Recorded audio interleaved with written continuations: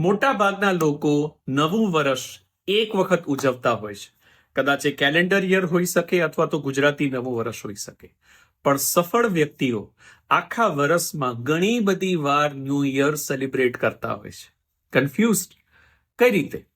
જ્યારે તમે નક્કી કરો કે મારે મારી નવી શરૂઆત કરવી છે, મારે મારી થોટ પ્રોસેસને ચેન્જ કરવી છે, મારે મારા ઇમોશનને નવી દિશા આપવી છે, મારે મારી માન્યતાઓને ચેન્જ કરી અને ખરેખર મારે જે કામ કરવાનું છે એના તરફ પગલાં ભરવાના છે, ત્યારે તમે તમારા નવા વર્ષની શરૂઆત કરી શકો છો. એને નવો બર્થ પણ તમારો કહી શકો છો, નવો જન્મ પણ કહી શકો છો.